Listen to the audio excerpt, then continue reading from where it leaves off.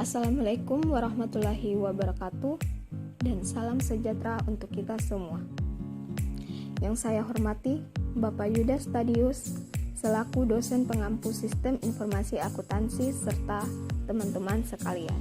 Selama beberapa menit ke depan, kami dari kelompok 8 akan mempresentasikan mengenai tugas kasus kami. Sebelumnya, saya akan memperkenalkan anggota kelompok 8. Yang pertama, saya sendiri, Nur Fadila, yang berperan sebagai moderator pada presentasi ini dengan NIM 10008. Sintike Indriani Lafundo dengan NIM 10042. Gracia Suryanita dengan NIM 10064. Yakoba Febiola dengan NIM 10046. Muhammad Kodri Rusadi dengan NIM 10002. Andika Rafael Suteja dengan NIM 10146. Lukas Kopong Tukan dengan NIM 10051. James Priantombo dengan NIM 10145. Dan yang terakhir, Jeffrey Gesli Ahilelunu dengan NIM 30202. Langsung saja ke penyampaian materi. Kepada teman-teman saya persilahkan. Baik, terima kasih kepada moderator atas waktu yang diberikan. Di sini saya Sintike akan menyampaikan proses produksi dari produk Bayware. Anda adalah auditor internal untuk produk Bayware. Anda telah diminta untuk mendokumentasikan proses produksi di Bayware. Setiap hari, juru tulis di Departemen Bahan Baku memeriksa pesanan produksi terbuka dan jadwal produksi induk untuk menentukan bahan mana yang perlu dikirim ke produksi. Semua bahan baku diberi kode batang. Pekerja di lantai produksi masing-masing memiliki stasiun kerja individu di mana mereka memiliki akses ke semua peralatan yang diperlukan untuk merakit produk Bayware. Setiap kali seorang pekerja perlu mengoperasikan salah satu mesin di stasiun kerja, mereka diminta untuk memindai kartu staf mereka yang berisi informasi terkait pekerja tertentu. Setelah kartu staf dipindai, informasi pekerja dikaitkan dengan produk spesifik yang diproduksi, dan waktu yang dibutuhkan untuk memproduksi produk juga dicatat. Karena setiap pekerja pabrik menggunakan bahan mentah, kode batang bahan mentah dipindai. Setelah produk selesai, produk dikemas dan mesin terakhir yang dioperasikan oleh pekerja produksi mencetak kode batang produk yang ditempelkan pada kemasan.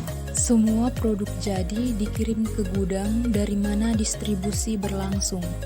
Departemen Perencanaan Produksi menggunakan tingkat persediaan saat ini dan perkiraan penjualan untuk menyiapkan jadwal produksi induk yang mencantumkan gaya dan jumlah yang akan diproduksi selama minggu mendatang. Program persiapan pesanan produksi mengakses jadwal produksi induk dan daftar operasi. Baik jadwal produksi induk dan daftar operasi disimpan dalam database produksi dan digunakan untuk menyiapkan pesanan produksi untuk setiap produk yang akan diproduksi. Setiap kali pesanan produksi baru dibuat, pesanan tersebut perlu ditambahkan ke file induk pesanan produksi terbuka yang disimpan di disk. Baiklah, saya akan menjelaskan diagram aliran data dari proses produksi yang dijelaskan sebelumnya. Seperti pada gambar proses produksi Bayware, terdapat 3 entitas yang terlibat. Entitas tersebut antara lain: yang pertama, gudang. Di sini gudang akan memberi input berupa data pesanan pada proses produksi, kemudian pada proses produksi akan menghasilkan output berupa barang jadi beserta data barang jadi ke gudang. Yang kedua, Departemen Perencanaan Produksi. Departemen ini akan menggunakan tingkat persediaan dan informasi pesanan, kemudian memberikan output berupa data rencana produksi. Yang ketiga, Departemen Bahan Baku. Departemen ini akan menggunakan informasi pesanan dan jadwal pesanan untuk memberikan data bahan baku pada produksi. Baiklah, saya akan menjelaskan diagram aliran data level 0. Baik, yang pertama gudang. Gudang menerima pesanan dari pelanggan, kemudian masuk ke proses pesanan yang nantinya informasi pesanan ini masuk ke Departemen Perencanaan Produksi dan Departemen Bahan Baku. Setelah info pesanan diterima oleh Departemen Perencanaan Produksi, mereka akan mengelompokkan pesanan sesuai persediaan, kemudian membuat rencana dan jadwal produksi. Jadwal produksi akan masuk ke Departemen Bahan Baku sehingga mereka memberikan kode batang pada bahan baku yang dikirim untuk produksi. Daftar produksi akan masuk ke bagian produksi, pekerjaan atau staf di lantai produksi akan melihat daftar produksi sehingga mereka akan tahu pekerjaan mana yang akan dikaitkan dengan produksi dan mesin, mana yang akan dioperasikan setelah produksi selesai. Hasil produksi akan dikirim ke bagian pengemasan untuk diberikan kode batang yang ditempel pada kemasan. Setelah itu semua barang jadi dikirim ke gudang dari mana distribusi berlangsung. Prosedur pengendalian. Berikut ini merupakan 7 prosedur pengendalian yang terdapat pada perusahaan produksi Bayware. 1. Semua bahan baku diberi kode batang atau barcode agar dapat dicek lebih mudah. 2.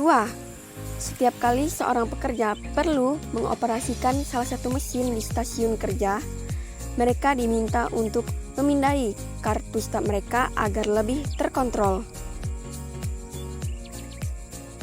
3. Setiap pekerja pabrik menggunakan bahan mentah. Kode batang bahan mentah dipindai agar lebih dapat terkontrol bahan yang digunakan untuk proses produksi dan stok bahan mentah apa yang masih perlu dibutuhkan untuk proses produksi suatu produk tersebut. Nomor 4. Departemen Perencanaan Produksi menggunakan tingkat persediaan saat ini dan perkiraan penjualan untuk menyiapkan jadwal produksi induk. Nomor 5. Setiap kali pesanan produksi baru dibuat, pesanan tersebut perlu ditambahkan ke file induk pesanan produksi terbuka yang disimpan di disk. 6. Penjagaan dalam gudang penyimpanan barang mentah harus selalu diberikan penjagaan atau satpam pengawas dan selalu dikunci rapat dan hanya dipegang kuncinya kepada atasan atau orang dengan jabatan tinggi dalam Departemen Bahan Baku agar mencegah tidak adanya bahan baku yang hilang atau diambil secara diam-diam dari gudang tanpa diberikan barcode terlebih dahulu. 7. Setiap seminggu sekali setelah proses produksi berakhir, semua mesin di stasiun kerja harus dicek rutin agar menghindari kerusakan secara mendadak pada saat hari produksi, agar tidak mengganggu waktu efektif produksi Bayware. Demikian beberapa hal yang bisa kelompok ini sampaikan. Kami mohon maaf yang sebesar-besarnya apabila ada tutur kata ataupun tindakan yang kurang berkenan. Serta apabila teman-teman ingin bertanya, silakan tulis di kolom komentar.